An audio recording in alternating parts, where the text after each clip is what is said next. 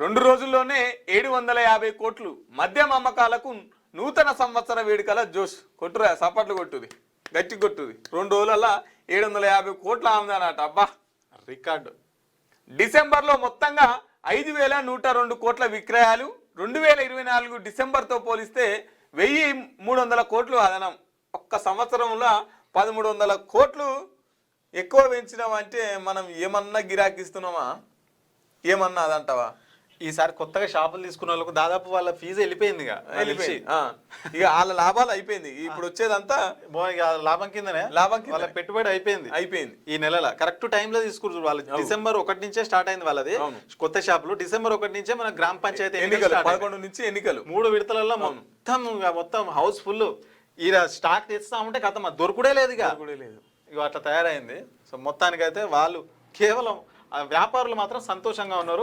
ప్రజలు మాత్రం ఇక తాగి ఇక లివర్ ఖరాబ్ చేసుకున్నాడు, ఆరోగ్యాల పాలవుడు, అప్పుల పాలవుడు. సో ఇవన్నీ అదనంగా బోనస్. రాష్ట్రం ఏ విధంగా బతుకుతుందంటే ఈ యొక్క మందుతోనే.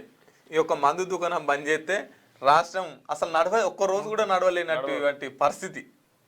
ఈ మందు బాబుల వల్లనే టైంకు జీతాలు, టైంకు ఇంత సంక్షేమం, రోజు మొక్కాలే మందు బాబులకు.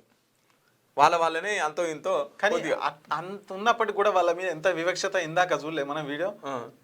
పోలీసు వాళ్ళు రెస్పెక్ట్ చేయాలి, జీతాలు ఇచ్చి ఓనర్ అట్లా కింద మాట పెట్టి తొక్కుతారు.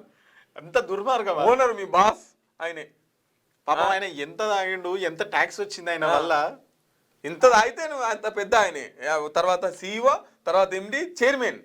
అలా లెవెల్ బట్టి ఎంత ఎక్కువ వస్తే వాళ్ళకి సల్యూట్ కొట్టాలి. సార్ వెరీ గుడ్ సార్, ఈ నెల మాకు టైంకి జీతం వస్తుంది, ఇక ఈ దెబ్బతో మాకు జీతాలు వేస్తారు. కానీ అయినా వాల్యూ లేకుండా పోతుంది నిజంగా.